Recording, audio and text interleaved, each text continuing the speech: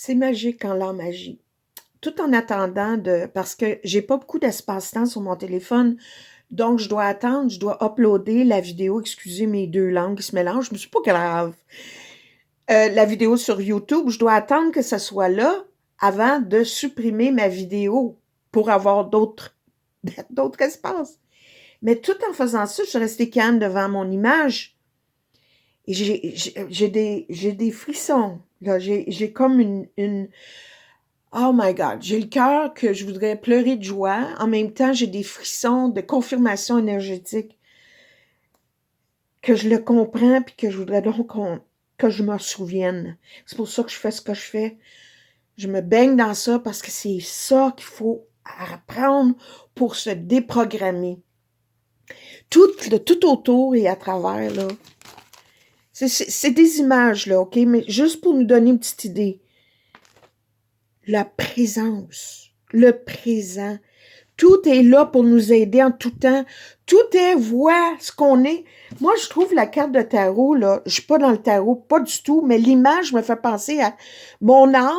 Ça, c'est la lumière jusqu'au ciel, puis c'est que je me suis projetée hors de ça, dans ma conscience, pour expérimenter ce monde physique. Donc, le monde humain, le monde de l'air, les oiseaux, les animaux, le monde, the world. Fait que, mais, il y a une partie de moi, où est-ce qu'il y a mon autre image? Il y a une partie de moi qui sait tout. Une partie de moi qui est dans le grand tout, qui sait tout, qui pense qu'il est déconnecté, mais qui est encore là. La lumière est encore là. Tout ça, ça n'existe pas au fond, c'est des blocages. C'est de là. Ici, je relisais vite mes noms, là, mes mots, ici. De quoi on est conscient, c'est 1 à 5% de notre réalité. Peux-tu comprendre ça?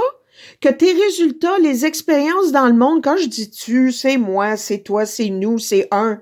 Nos résultats dans le monde sont à 95 à 99% les résultats, les effets de la cause, le subconscient.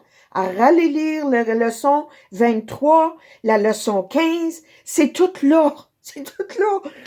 Donc ici, et puis même on a eu un exemple comme, allez voir Facebook, exemple. Facebook, c'est comme une mini subconscient collectif. Tu as toutes les histoires, les drames, les joies, ce que le monde comprenne, les réactions. C'est merveilleux, c'est merveilleux. Donc, en tout temps ici, nos besoins vont toujours être répondus parce notre âme veut toujours nous aider. La lumière en nous veut toujours nous aider. Toujours là, on est en communication directe tout le temps. Mais on est obstrué par nos petits blocs. Ça, c'est ça. Il y a de l'espace aussi, il y a du vide là-dedans. C'est pour ça que, tu sais, les vision boards, là, j'oublie où c'est écrit, dans les niveaux de conscience. OK, suivez-moi là. Je vous amène une autre image. Pour comprendre les états de conscience que j'ai déjà mentionnés. Le plus bas niveau de conscience, c'est celui qu'on voit beaucoup à télé, les nouvelles sur Facebook, etc. C'est le plus bas niveau de conscience sur la Terre. La victime. Pas conscient que je suis responsable de mes résultats. Je le sais pas, je veux pas le savoir. L'aveuglement volontaire, on l'a vu avec l'expérience COVID sur la Terre. J'ai des amis qui ne veulent plus savoir de moi parce qu'ils pensent que je suis folle. Parce que j'ai vu que ça faisait pas de sens. Mais le monde ne fait pas de sens. Encore moins cette expérience-là. Donc, tout m'arrive ici. J'ai aucun contrôle sur rien.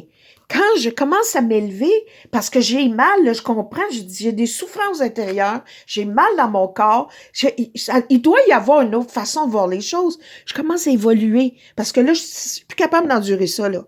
Là, je commence à lire, écouter, je commence à faire des vision boards, là, tu sais, des boards de manifestation en passant.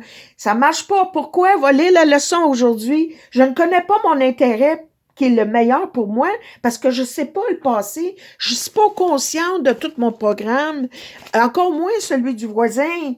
Fait que ici, les vision boards sont jamais pour ton meilleur, c'est ce que tu penses vouloir avoir dans le monde, parce que tu as donné la signification à tout ce que tu vois. Les premières leçons d'un cours en miracle, c'est la base. Tu fais juste ça, là, tu vas commencer à comprendre, tu vas changer, tu vas monter de là à là. Donc, ici, tu commences à savoir que tu as un contrôle de quelque chose. Tu commences à faire des choses par toi-même. Là, tu commences à réaliser, hey, j'ai un contrôle sur ce qui m'arrive. Je peux faire des choses dans le monde. Mais là, un peu plus haut, on va. 3. Wow, attends une minute. Quand je médite, quand je fais des expériences, je prie, ou je fais un cours en miracle, ou je fais de la marche, j'oublie toutes mes pensées, je lâche prise. Tout d'un coup, j'ai un résultat, j'ai un miracle. Il y a quelque chose qui vient de se transformer. Pourtant, j'ai rien fait. Ça s'est fait à travers moi.